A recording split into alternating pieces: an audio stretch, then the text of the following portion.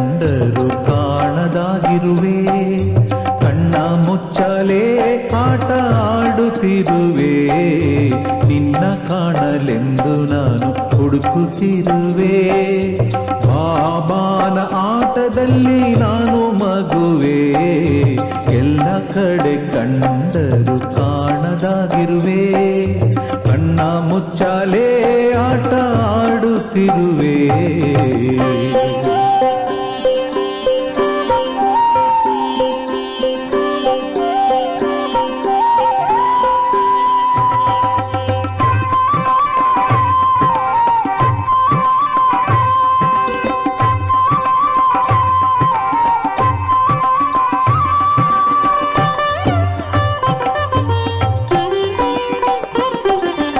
ಎಲ್ಲೆಲ್ಲೂ ಕಾಣುತ್ತಿದೆ ನಿನ್ನ ರೂಪ, ಕಂಡರು ಕಾಣುವುದು ಅಪರೂಪ.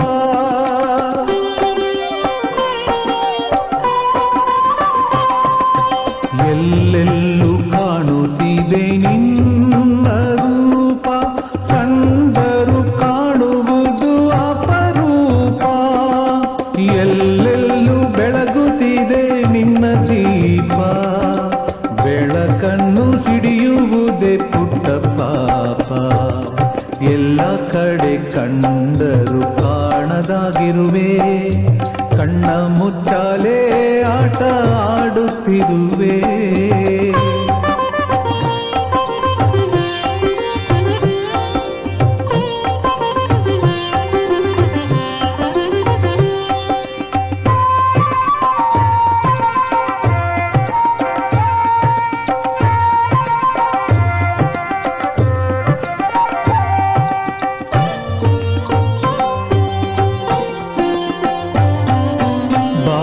ನಿನ್ನ ಸನ್ನಿಧಾನ ರೋಮಾಂಚನ, ಬಾಬಾ ನಿನ್ನ ಕರೆಯೇ ವೇಣುಗಾನ.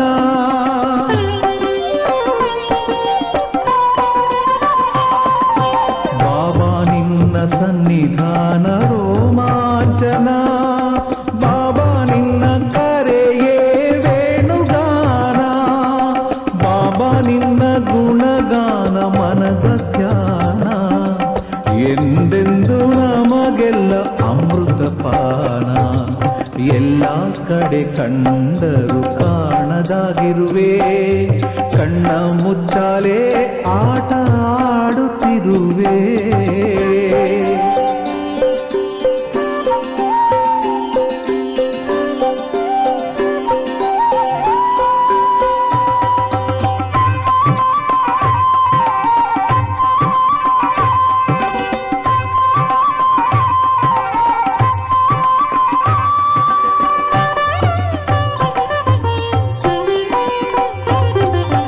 ಮಧುವಿಗಿಂತ ಮಧುರ ಮಧುರ ಬಾಬಾ ಕರೆ, ಸಕ್ಕರೆಗಿಂತ ಸಿಹಿ ಸಿಹಿ ನಿನ್ನ ಅಕ್ಕರೆ.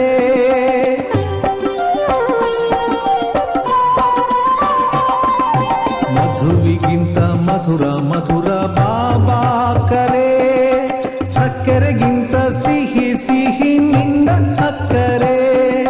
ಬೆಳದಿಂಗಳಂಥ ಬೆಳಕು ನೀನು ನಕ್ಕರೆ, ಸ್ವರ್ಗವು ಈಧರೆ ನೀನು ಸಿಕ್ಕರೆ. ಎಲ್ಲ ಕಡೆ ಕಂಡರು ಕಾಣದಾಗಿರುವೆ, ಕಣ್ಣ ಮುಚ್ಚಾಲೆ ಆಟ ಆಡುತ್ತಿರುವೆ, ನಿನ್ನ ಕಾಣಲೆಂದು ನಾನು ಹುಡುಕುತ್ತಿರುವೆ.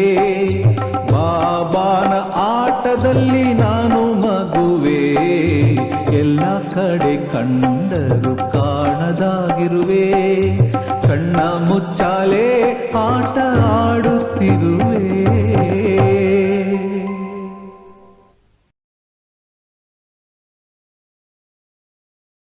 ಓಂ ಶಾಂತಿ. ಇಂದಿನ ದಿನಾಂಕ 21/9/2025. ಪ್ರಾರ್ಥ ಮುರುಳಿ ಅವ್ಯಕ್ಟ್ ಬಾಪ್ತಾದ ರಿವೈಸ್ 2/2/2007 ಮಧುಬನ. ಪರಮಾತ್ಮ ಪ್ರಾಪ್ತಿಗಳಿಂದ ಸಂಪನ್ನ ಆತ್ಮನ ಚಿಹ್ನೆ ಓಲಿಯೆಸ್ಟ್, ಹೈಯೆಸ್ಟ್ ಮತ್ತು ರಿಚೆಸ್ಟ್.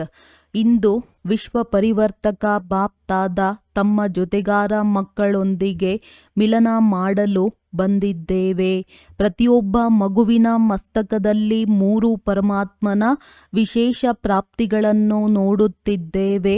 ಒಂದಾಗಿದೆ ಹೋಲಿಯೆಸ್ಟ್, ಎರಡನೆಯದು ಹೈಯೆಸ್ಟ್ ಮತ್ತು ಮೂರನೆಯದು ರಿಚೆಸ್ಟ್. ಈ ಜ್ಞಾನದ ತಳ ಅದಿಯೇ ಹೋಲಿ ಅರ್ಥಾತ್ ಪವಿತ್ರರಾಗುವುದಾಗಿದೆ.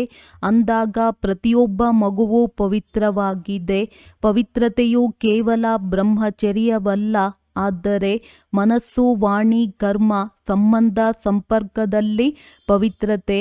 ತಾವು ನೋಡಿ, ತಾವು ಪರಮಾತ್ಮ ಬ್ರಾಹ್ಮಣ ಆತ್ಮರು ಆದಿ ಮಧ್ಯ ಅಂತ್ಯ 3 ಕಾಲಗಳಲ್ಲಿ ಪವಿತ್ರರಾಗಿರುತ್ತೀರಿ. ಮೊಟ್ಟಮೊದಲು ಆತ್ಮರು ಪರಂಧಾಮದಲ್ಲಿರುವಾಗ ಅಲ್ಲಿಯೂ ಪವಿತ್ರ ಹೋಲಿಯೆಸ್ಟ್ ರಾಗಿರುತ್ತೀರಿ. ನಂತರ ಆದಿಯಲ್ಲಿ ಬಂದಾಗ ಆದಿಕಾಲದಲ್ಲಿಯೂ ದೇವತಾ ರೂಪದಲ್ಲಿ ಪವಿತ್ರ ಆತ್ಮರಾಗಿದ್ದೀರಿ.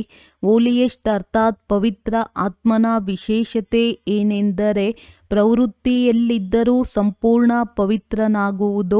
ಅನ್ಯರು ಪವಿತ್ರರಾಗುತ್ತಾರೆ, ಆದರೆ ತಮ್ಮ ಪವಿತ್ರತೆಯ ವಿಶೇಷತೆಯಾಗಿದೆ. ಸ್ವಪ್ನ ಮಾತ್ರದಲ್ಲಿಯೂ ಅಪವಿತ್ರತೆಯು ಮನಸ್ಸು ಬುದ್ಧಿಯಲ್ಲಿ ಸ್ಪರ್ಶಿಸಬಾರದು. ಸತ್ಯಯುಗದಲ್ಲಿ ಆತ್ಮವು ಪವಿತ್ರವಾಗುತ್ತದೆ ಮತ್ತು ತಮ್ಮ ಶರೀರವು ಪವಿತ್ರವಾಗುತ್ತದೆ.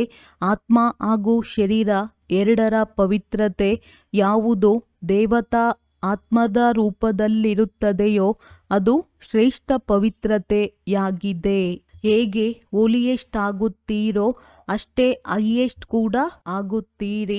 ಎಲ್ಲರಿಗಿಂತ ಶ್ರೇಷ್ಠಾತಿ ಶ್ರೇಷ್ಠ ಬ್ರಾಹ್ಮಣ ಆತ್ಮರು ಮತ್ತು ಶ್ರೇಷ್ಠಾತಿ ಶ್ರೇಷ್ಠ ತಂದೆಯ ಮಕ್ಕಳಾಗಿದ್ದೀರಿ. ಆದಿಯಲ್ಲಿ ಪರಮಧಾಮದಲ್ಲಿಯೂ ಹೈಯೆಸ್ಟ್ ಅರ್ಥಾತ್ ತಂದೆಯ ಜೊತೆ ಇರುತ್ತೀರಿ. ಮಧ್ಯದಲ್ಲಿಯೂ ಪೂಜಾತ್ಮರಾಗುತ್ತೀರಿ. ನಿಮ್ಮದು ಎಷ್ಟು ಸುಂದರ ಮಂದಿರಗಳಾಗುತ್ತವೆ ಹಾಗೂ ಎಷ್ಟೊಂದು ವಿಧಿಪೂರ್ವಕ ಪೂಜೆ ನಡೆಯುತ್ತದೆ. ತಾವು ದೇವತೆಗಳ ಮಂದಿರಗಳಲ್ಲಿ ಎಷ್ಟು ವಿಧಿಪೂರ್ವಕವಾಗಿ ಪೂಜೆಯು ನಡೆಯುತ್ತದೆಯೋ ಅಷ್ಟು ಅನ್ಯರ ಮಂದಿರಗಳಂತೂ ಆಗುತ್ತವೆ. ಆದರೆ ವಿಧಿಪೂರ್ವಕ ಪೂಜೆಯು ತಮ್ಮ ದೇವತಾ ರೂಪದ್ದೇ ನಡೆಯುತ್ತದೆ. ಅಂದಾಗ ಹೋಲಿಯೆಸ್ಟ್ ಹೈಯೆಸ್ಟ್ ಆಗಿದ್ದೀರಿ, ಜೊತೆಯಲ್ಲಿ ರಿಚೆಸ್ಟ್ ಆಗಿದ್ದೀರಿ. ಪ್ರಪಂಚದಲ್ಲಿ ರಿಚೆಸ್ಟ್ ಇನ್ ದಿ ವರ್ಲ್ಡ್ ಎಂದು ಹೇಳುತ್ತಾರೆ, ಆದರೆ ತಾವು ಶ್ರೇಷ್ಠಾತ್ಮರು ರಿಚೆಸ್ಟ್ ಇನ್ ಕಲ್ಪ ಅರ್ಥಾತ್ ಇಡೀ ಕಲ್ಪದಲ್ಲಿಯೇ ರಿಚೆಸ್ಟ್ ಆಗಿದ್ದೀರಿ. ತಮ್ಮ ಖಜಾನೆಗಳು ಸ್ಮೃತಿಗೆ ಬರುತ್ತವೆಯೇ? ಎಷ್ಟು ಖಜಾನೆಗಳಿಗೆ ಮಾಲೀಕರಾಗಿದ್ದೀರಿ? ಅವಿನಾಶಿ ಖಜಾನೆಗಳು ಯಾವುದನ್ನು ಇದೊಂದು ಜನ್ಮದಲ್ಲಿ ಪ್ರಾಪ್ತಿ ಮಾಡಿಕೊಳ್ಳುತ್ತೀರೋ ಅವು ಅನೇಕ ಜನ್ಮಗಳವರೆಗೆ ನಡೆಯುತ್ತದೆ. ಮತ್ಯಾರದೇ ಖಜಾನೆಯು ಅನೇಕ ಜನ್ಮಗಳವರೆಗೆ ನಡೆಯುವುದಿಲ್ಲ. ಆದರೆ ತಮ್ಮ ಖಜಾನೆಗಳು ಆಧ್ಯಾತ್ಮಿಕವಾಗಿವೆ. ಶಕ್ತಿಗಳ ಖಜಾನೆ, ಜ್ಞಾನದ ಖಜಾನೆ, ಗುಣಗಳ ಖಜಾನೆ, ಶ್ರೇಷ್ಠ ಸಂಕಲ್ಪದ ಖಜಾನೆ ಹಾಗೂ ವರ್ತಮಾನ ಸಮಯದ ಖಜಾನೆ. ಈ ಸರ್ವ ಖಜಾನೆಗಳು ಜನ್ಮ ಜನ್ಮಾಂತರದವರೆಗೂ ನಡೆಯುತ್ತದೆ. ಒಂದು ಜನ್ಮದಲ್ಲಿ ಪ್ರಾಪ್ತಿಯಾಗಿರುವ ಖಜಾನೆಗಳು ಜೊತೆ ನಡೆಯುತ್ತವೆ, ಏಕೆಂದರೆ ಸರ್ವ ಖಜಾನೆಗಳ ದಾತ ಪರಮಾತ್ಮ ತಂದೆಯ ಮೂಲಕ ಪ್ರಾಪ್ತಿಯಾಗುತ್ತವೆ. ಏಕೆಂದರೆ ಸರ್ವ ಖಜಾನೆಗಳ ದಾತ ಪರಮಾತ್ಮ ತಂದೆಯ ಮೂಲಕ ಪ್ರಾಪ್ತಿಯಾಗುತ್ತವೆ. ಅಂದ ಮೇಲೆ ನಮ್ಮ ಖಜಾನೆಗಳು ಅವಿನಾಶಿಯಾಗಿದೆ ಎಂಬ ನಶೆ ಇದೆಯೇ? ಈ ಆಧ್ಯಾತ್ಮಿಕ ಖಜಾನೆಗಳನ್ನು ಪ್ರಾಪ್ತಿ ಮಾಡಿಕೊಳ್ಳಲು ಸಹಜ ಯೋಗಿಗಳಾಗಿದ್ದೀರಿ. ನೆನಪಿನ ಶಕ್ತಿಯಿಂದ ಖಜಾನೆಯನ್ನು ಜಮಾ ಮಾಡಿಕೊಳ್ಳುತ್ತೀರಿ. ಈ ಸಮಯದಲ್ಲಿಯೂ ಈ ಸರ್ವ ಖಜಾನೆಗಳಿಂದ ಸಂಪನ್ನ ನಿಶ್ಚಿಂತ ಚಕ್ರವರ್ತಿಗಳಾಗಿದ್ದೀರಿ. ಯಾವುದಾದರೂ ಚಿಂತೆ ಇದೆಯೇ? ಚಿಂತೆ ಇದೆಯೇ? ಏಕೆಂದರೆ ಇವು ಇಂತಹ ಖಜಾನೆಗಳಾಗಿವೆ. ಯಾವುದನ್ನು ಕಳ್ಳರು ಕದಿಯಲು ಸಾಧ್ಯವಿಲ್ಲ, ರಾಜನು ತಿನ್ನಲು ಸಾಧ್ಯವಿಲ್ಲ, ನೀರು ಮುಳುಗಿಸಲು ಸಾಧ್ಯವಿಲ್ಲ. ಆದ್ದರಿಂದ ನಿಶ್ಚಿಂತ ಚಕ್ರವರ್ತಿಗಳಾಗಿದ್ದೀರಿ. ಅಂದ ಮೇಲೆ ಈ ಖಜಾನೆಗಳು ಸದಾ ಸ್ಮೃತಿಯಲ್ಲಿರುತ್ತವೆ ಎಲ್ಲವೇ? ಮತ್ತು ನೆನಪು ಏಕೆ ಸಹಜವಾಗಿದೆ? ಏಕೆಂದರೆ ಎಲ್ಲದಕ್ಕಿಂತ ಹೆಚ್ಚು ನೆನಪಿನ ಆಧಾರವಾಗಿರುತ್ತದೆ. ಒಂದು ಸಂಬಂಧದ ಮತ್ತು ಇನ್ನೊಂದು ಪ್ರಾಪ್ತಿ. ಎಷ್ಟು ಪ್ರಿಯ ಸಂಬಂಧವಾಗಿರುತ್ತದೆಯೋ ಅಷ್ಟು ನೆನಪು ಸ್ವತಃ ಬರುತ್ತದೆ. ಏಕೆಂದರೆ ಸಂಬಂಧದಲ್ಲಿ ಸ್ನೇಹವಿರುತ್ತದೆ ಮತ್ತು ಎಲ್ಲಿ ಸ್ನೇಹವಿರುತ್ತದೆಯೋ ಆ ಸ್ನೇಹಿಯನ್ನು ನೆನಪು ಮಾಡುವುದು ಕಷ್ಟವಾಗುವುದಿಲ್ಲ, ಆದರೆ ಮರೆಯುವುದು ಕಷ್ಟವಾಗುತ್ತದೆ. ಅಂದಾಗ ತಂದೆಯು ಸರ್ವ ಸಂಬಂಧದ ಆಧಾರ ಮಾಡಿಬಿಟ್ಟಿದ್ದಾರೆ. ಎಲ್ಲರೂ ತಮ್ಮನ್ನು ಸಹಜ ಯೋಗಿಯ ಅನುಭವ ಮಾಡುತ್ತೀರಾ ಅಥವಾ ಪರಿಶ್ರಮ ಯೋಗಿಗಳಾಗಿದ್ದೀರಾ? ಸಹಜವಾಗಿದೆಯೇ ಅಥವಾ ಕೆಲವೊಮ್ಮೆ ಸಹಜ ಕೆಲವೊಮ್ಮೆ ಕಷ್ಟವೇ? ಯಾವಾಗ ತಂದೆಯನ್ನು ಸಂಬಂಧ ಮತ್ತು ಸ್ನೇಹದಿಂದ ನೆನಪು ಮಾಡುತ್ತೀರೋ ಆಗ ನೆನಪು ಕಷ್ಟವೆನ್ನಿಸುವುದಿಲ್ಲ. ಮತ್ತು ಪ್ರಾಪ್ತಿಗಳನ್ನು ನೆನಪು ಮಾಡಿರಿ. ಸರ್ವ ಪ್ರಾಪ್ತಿಗಳ ದಾತನು ತಮಗೆ ಸರ್ವ ಪ್ರಾಪ್ತಿಗಳನ್ನು ಮಾಡಿಸಿ ಬಿಟ್ಟರು. ಅಂದ ಮೇಲೆ ತಮ್ಮನ್ನು ಸರ್ವ ಖಜಾನೆಗಳಿಂದ ಸಂಪನ್ನ ಅನುಭವ ಮಾಡುತ್ತೀರಾ. ಖಜಾನೆಗಳನ್ನು ಜಮಾ ಮಾಡಿಕೊಳ್ಳುವ ಸಹಜ ವಿಧಿಯನ್ನು ಸಹ ಬಾಪ್ತಾದ ತಿಳಿಸಿದೆವು. ಏನೆಲ್ಲ ಅವಿನಾಶಿ ಖಜಾನೆಗಳಿವೆಯೋ ಅವೆಲ್ಲ ಖಜಾನೆಗಳ ಪ್ರಾಪ್ತಿ ಮಾಡಿಕೊಳ್ಳುವ ವಿಧಿಯಾಗಿದೆ. ಬಿಂದು ಹೇಗೆ ಸ್ಥೂಲ ಖಜಾನೆಗಳಲ್ಲಿಯೂ ಬಿಂದುವನ್ನಿಡುತ್ತಾ ಹೋದಂತೆ ಅದು ಹೆಚ್ಚಾಗುತ್ತಾ ಹೋಗುತ್ತದೆ ಎಲ್ಲವೇ? ಹಾಗೆಯೇ ಅವಿನಾಶಿ ಖಜಾನೆಗಳನ್ನು ಜಮಾ ಮಾಡಿಕೊಳ್ಳುವ ವಿಧಿಯಾಗಿದೆ ಬಿಂದುವನ್ನಿಡುವುದು. 3 ಬಿಂದುಗಳಿವೆ. ಒಂದು ನಾನು ಆತ್ಮ ಬಿಂದು, ತಂದೆಯು ಬಿಂದು ಮತ್ತು ಡ್ರಾಮಾದಲ್ಲಿ ಏನೆಲ್ಲವೂ ಕಳೆದು ಹೋಗುವುದೋ ಅದಕ್ಕೂ ಬಿಂದು. ಅಂದಾಗ ಬಿಂದುವನ್ನಿಡಲು ಬರುತ್ತದೆಯೇ? ಎಲ್ಲದಕ್ಕಿಂತ ಹೆಚ್ಚು ಸಹಜ ಚಿಹ್ನೆ ಯಾವುದಾಗಿದೆ? ಬಿಂದುವನ್ನು ಇಡುವುದೇ ಅಲ್ಲವೇ? ಅಂದಾಗ ಆತ್ಮ ಬಿಂದುವಾಗಿದ್ದೇನೆ, ತಂದೆಯು ಬಿಂದುವಾಗಿದ್ದಾರೆ. ಈ ಸ್ಮೃತಿಯಿಂದ ಸ್ವತಃವಾಗಿ ಖಜಾನೆಗಳು ಜಮಾ ಆಗಿಬಿಡುತ್ತವೆ. ಬಿಂದುವನ್ನು ಸೆಕೆಂಡಿನಲ್ಲಿ ನೆನಪು ಮಾಡಿಕೊಳ್ಳುವುದರಿಂದ ಎಷ್ಟೊಂದು ಖುಷಿಯಾಗುತ್ತದೆ. ಈ ಸರ್ವ ಖಜಾನೆಗಳು ತಮ್ಮ ಬ್ರಾಹ್ಮಣ ಜೀವನದ ಅಧಿಕಾರವಾಗಿದೆ. ಏಕೆಂದರೆ ಮಕ್ಕಳಾಗುವುದು ಅರ್ಥಾತ್ ಅಧಿಕಾರಿಯಾಗುವುದು ಮತ್ತು ವಿಶೇಷವಾಗಿ 3 ಸಂಬಂಧದ ಅಧಿಕಾರವು ಪ್ರಾಪ್ತಿಯಾಗುತ್ತದೆ. ಅರ್ಥಾತ್ ಪರಮಾತ್ಮನನ್ನು ತಂದೆಯನ್ನಾಗಿ ಮಾಡಿಕೊಂಡಿದ್ದೀರಿ, ಶಿಕ್ಷಕನನ್ನಾಗಿಯೂ ಮಾಡಿಕೊಂಡಿದ್ದೀರಿ ಮತ್ತು ಸದ್ಗುರುವನ್ನಾಗಿಯೂ ಮಾಡಿಕೊಂಡಿದ್ದೀರಿ. ಈ 3 ಸಂಬಂಧಗಳಿಂದ ಪಾಲನೆ, ವಿದ್ಯೆಯಿಂದ ಆದಾಯದ ಮೂಲ ಮತ್ತು ಸದ್ಗುರುವಿನ ಮೂಲಕ ವರದಾನವು ಪ್ರಾಪ್ತಿಯಾಗುತ್ತದೆ. ಎಷ್ಟು ಸಹಜ ವರದಾನವೂ ಸಿಗುತ್ತದೆ. ಏಕೆಂದರೆ ತಂದೆಯ ವರದಾನವನ್ನು ಪ್ರಾಪ್ತಿ ಮಾಡಿಕೊಳ್ಳುವುದು ಮಗುವಿನ ಜನ್ಮಸಿದ್ಧ ಅಧಿಕಾರವಾಗಿದೆ. ಬಾಪ್ತಾದ ಪ್ರತಿಯೊಬ್ಬ ಮಗುವಿನ ಜಮಾದ ಖಾತೆಯನ್ನು ಪರಿಶೀಲನೆ ಮಾಡುತ್ತೇವೆ. ತಾವೆಲ್ಲರೂ ತಮ್ಮ ಪ್ರತಿ ಸಮಯದ ಜಮಾದ ಖಾತೆಯನ್ನು ಪರಿಶೀಲನೆ ಮಾಡಿಕೊಳ್ಳಿ. ಜಮಾ ಆಯಿತೇ ಆಗಲಿಲ್ಲವೇ? ಅದರ ವಿಧಿ ಏನೆಂದರೆ ಏನೆಲ್ಲ ಕರ್ಮ ಮಾಡಿದ್ದೀರೋ ಆ ಕರ್ಮದಲ್ಲಿ ಸ್ವಯಂ ಸಂತುಷ್ಟ ಹಾಗೂ ಯಾರ ಜೊತೆ ಕರ್ಮ ಮಾಡಿದ್ದೀರೋ ಅವರು ಸಂತುಷ್ಟರಾಗಬೇಕು. ಸ್ವಯಂ ಸಂತುಷ್ಟ ಹಾಗೂ ಯಾರ ಜೊತೆ ಕರ್ಮ ಮಾಡಿದ್ದೀರೋ ಅವರು ಸಂತುಷ್ಟರಾಗಬೇಕು. ಒಂದು ವೇಳೆ ಇಬ್ಬರಲ್ಲಿಯೂ ಸಂತುಷ್ಟತೆ ಇದೆ ಎಂದರೆ ಕರ್ಮದ ಖಾತೆಯು ಜಮಾ ಆಯಿತೆಂದು ತಿಳಿದುಕೊಳ್ಳಿರಿ. ಒಂದು ವೇಳೆ ಸ್ವಯಂನಲ್ಲಿ ಹಾಗೂ ಯಾರೊಂದಿಗೆ ಸಂಬಂಧವಿದೆಯೋ ಅವರಲ್ಲಿ ಸಂತುಷ್ಟತೆ ಬರಲಿಲ್ಲವೆಂದರೆ ಅದು ಜಮಾ ಆಗಲಿಲ್ಲವೆಂದರ್ಥ.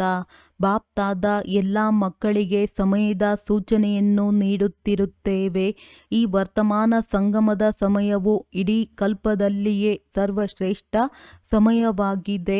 ಏಕೆಂದರೆ ಈ ಸಂಗಮವೇ ಶ್ರೇಷ್ಠ ಕರ್ಮಗಳ ಬೀಜವನ್ನು ಬಿತ್ತುವ ಸಮಯವಾಗಿದೆ, ಪ್ರತ್ಯಕ್ಷ ಫಲವನ್ನು ಪ್ರಾಪ್ತಿ ಮಾಡಿಕೊಳ್ಳುವ ಸಮಯವಾಗಿದೆ. ಈ ಸಂಗಮದ ಸಮಯದಲ್ಲಿ ಒಂದೊಂದು ಕ್ಷಣವೂ ಸರ್ವಶ್ರೇಷ್ಠವಾಗಿದೆ.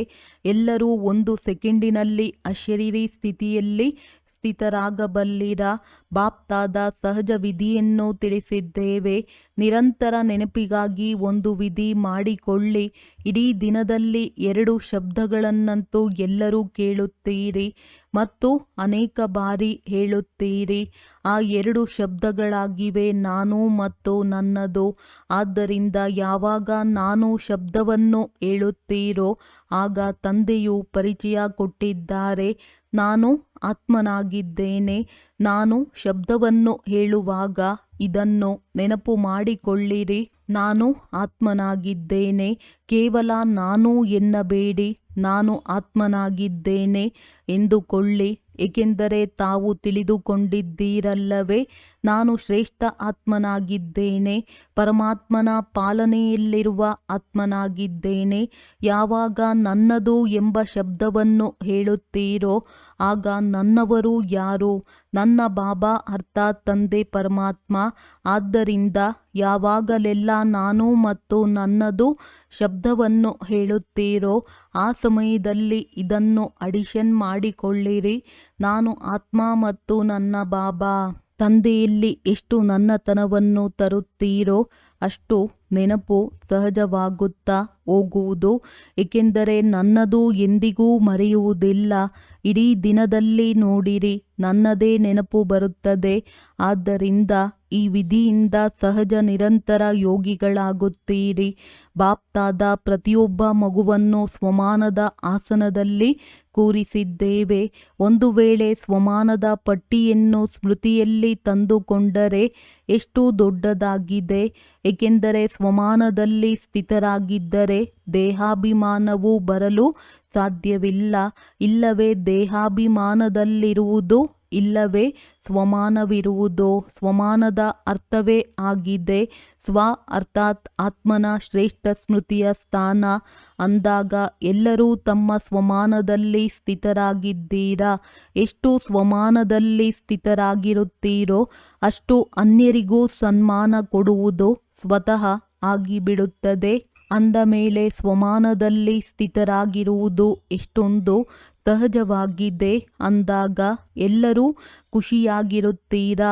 ಏಕೆಂದರೆ ಖುಷಿಯಾಗಿರುವವರು ಅನ್ಯರನ್ನು ಖುಷಿಪಡಿಸುತ್ತಾರೆ. ಬಾಪ್ತಾದ ಸದಾ ಹೇಳುವುದೇನೆಂದರೆ ಇಡೀ ದಿನದಲ್ಲಿ ಖುಷಿಯನ್ನೆಂದೂ ಕಳೆದುಕೊಳ್ಳಬೇಡಿ. ಏಕೆ? ಖುಷಿಯು ಇಂತಹ ವಸ್ತುವಾಗಿದೆ. ಕೇವಲ ಒಂದೇ ಖುಷಿಯಲ್ಲಿ ಆರೋಗ್ಯವೂ ಇದೆ, ಐಶ್ವರ್ಯವೂ ಇದೆ ಮತ್ತು ಸಂತೋಷವೂ ಇದೆ. ಖುಷಿ ಇಲ್ಲದ ಜೀವನವು ನಿರಸವಾಗಿರುತ್ತದೆ. ಖುಷಿಯಂತಹ ಯಾವುದೇ ಖಜಾನೆ ಇಲ್ಲ ಎಂದು ಖುಷಿಗೆ ಹೇಳಲಾಗುತ್ತದೆ. ಎಷ್ಟಾದರೂ ಖಜಾನೆಗಳಿರಲಿ, ಆದರೆ ಖುಷಿ ಇಲ್ಲವೆಂದರೆ ಖಜಾನೆಗಳಿಂದಲೂ ಪ್ರಾಪ್ತಿ ಮಾಡಿಕೊಳ್ಳಲು ಸಾಧ್ಯವಾಗುವುದಿಲ್ಲ. ಖುಷಿಯಂತಹ ಔಷಧಿ ಇಲ್ಲ ಎಂದು ಖುಷಿಗಾಗಿಯೇ ಹೇಳುತ್ತಾರೆ. ಅಂದಾಗ ಐಶ್ವರ್ಯವೂ ಖುಷಿಯಾಗಿದೆ, ಆರೋಗ್ಯವೂ ಖುಷಿಯಾಗಿದೆ ಮತ್ತು ಹೆಸರೇ ಖುಷಿ ಎಂದಾಗ ಸಂತೋಷವಾಗಿ ಇದ್ದೇ ಇರುತ್ತೀರಿ. ಆದ್ದರಿಂದ ಖುಷಿಯಲ್ಲಿ 3 ವಸ್ತುಗಳು ಇವೆ ಮತ್ತು ತಂದೆಯು ಅವಿನಾಶಿ ಖುಷಿಯ ಖಜಾನೆಯನ್ನು ನೀಡಿದ್ದೇವೆ. ತಂದೆಯ ಖಜಾನೆಯನ್ನು ಕಳೆದುಕೊಳ್ಳಬೇಡಿ. ಅಂದಾಗ ಸದಾ ಖುಷಿಯಾಗಿರುತ್ತೀರಾ. ಬಾಪ್ತಾದ ಹೋಮ್ವರ್ಕ್ ಕೊಟ್ಟೆವು, ಖುಷಿಯಾಗಿರಿ ಮತ್ತು ಖುಷಿಯನ್ನು ಹಂಚಿರಿ. ಏಕೆಂದರೆ ಖುಷಿಯು ಇಂತಹ ವಸ್ತುವಾಗಿದೆ.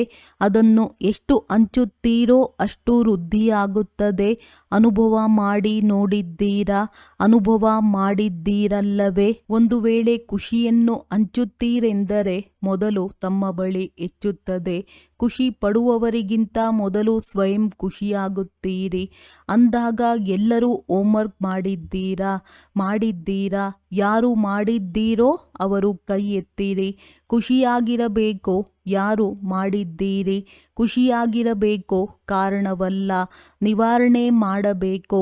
ಯಾರು ಸಮಾಧಾನ ಸ್ವರೂಪರಾಗಬೇಕು ಎನ್ನುವಿರೋ ಅವರು ಕೈ ಎತ್ತಿರಿ. ಏನು ಮಾಡುವುದು ಇದು ಆಗಿ ಹೋಯಿತು ಎಂದು ಈಗಂತೂ ಈ ರೀತಿ ಹೇಳುವುದಿಲ್ಲ ತಾನೆ. ಬಾಪ್ ದಾದಾರವರ ಬಳಿ ಕೆಲವು ಮಕ್ಕಳು ತಮ್ಮ ಫಲಿತಾಂಶವನ್ನು ಬರೆದಿದ್ದಾರೆ. ನಾನು ಎಷ್ಟು % ಓಕೆ ಆಗಿದ್ದೆವು ಎಂದು. ಮತ್ತು ಲಕ್ಷ್ಯವನ್ನಿಟ್ಟುಕೊಂಡರೆ ಲಕ್ಷ್ಯದಿಂದ ಲಕ್ಷಣಗಳು ಸ್ವತಃವಾಗಿಯೇ ಬರುತ್ತವೆ. ಒಳ್ಳೆಯದು. ಡಬಲ್ ವಿದೇಶಿ ಸಹೋದರ ಸಹೋದರಿಯರೊಂದಿಗೆ ವಿದೇಶಿಯರಿಗೆ ತಮ್ಮ ನಿಜವಾದ ವಿದೇಶವಂತೂ ಮರೆತು ಹೋಗುವುದಿಲ್ಲ ಅಲ್ಲವೇ?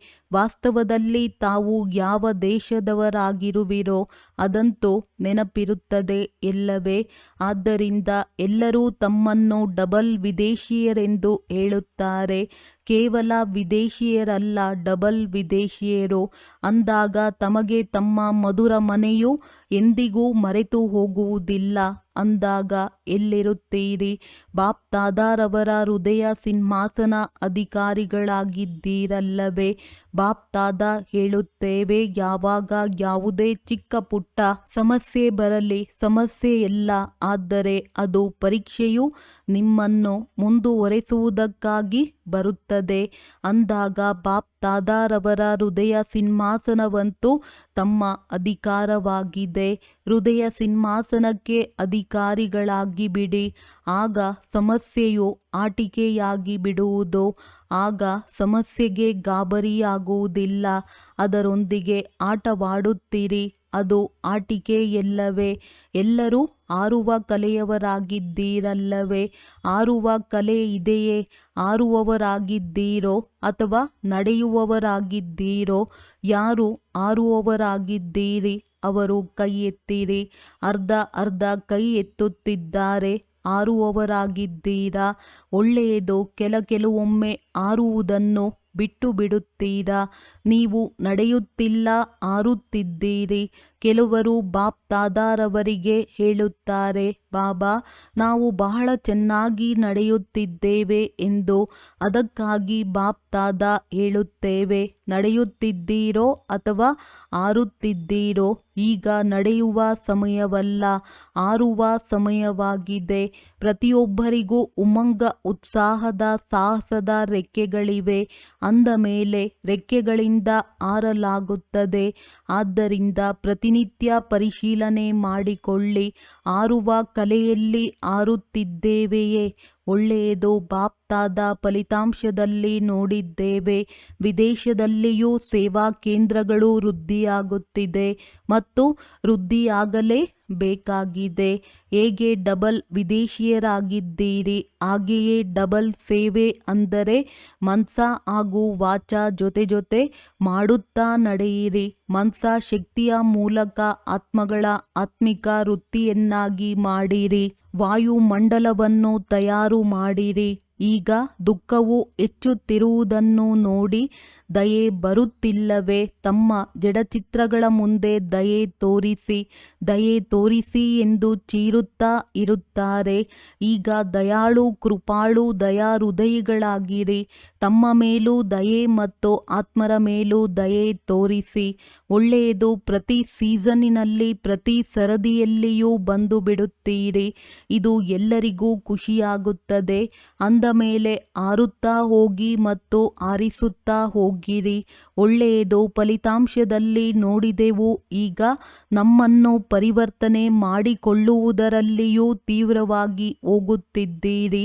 ಆದ್ದರಿಂದ ಸ್ವಯಂನ ಪರಿವರ್ತನೆಯ ಗತಿಯು ವಿಶ್ವ ಪರಿವರ್ತನೆಯ ಗತಿಯನ್ನು ಹೆಚ್ಚಿಸುತ್ತದೆ. ಒಳ್ಳೆಯದು.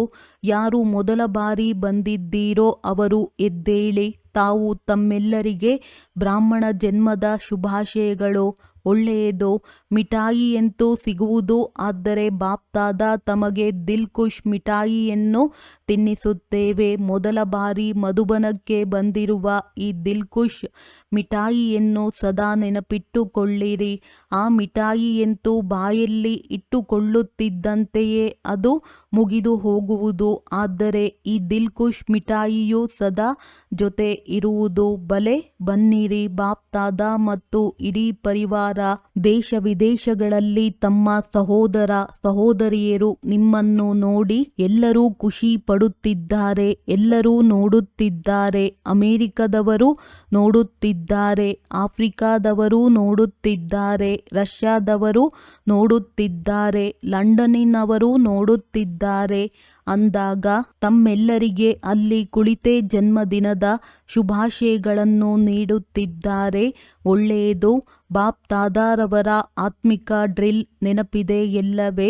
ಈಗ ಬಾಪ್ ದಾದಾ ಪ್ರತಿಯೊಬ್ಬ ಮಗುವಿನೊಂದಿಗೆ ಹೊಸಬರಿರಲಿ, ಹಳಬರಿರಲಿ, ಹಿರಿಯರಿರಲಿ, ಕಿರಿಯರಿರಲಿ, ಕಿರಿಯರು ಇನ್ನೂ ಬೇಗನೆ ತಂದೆಯ ಸಮಾನರಾಗಬಹುದು.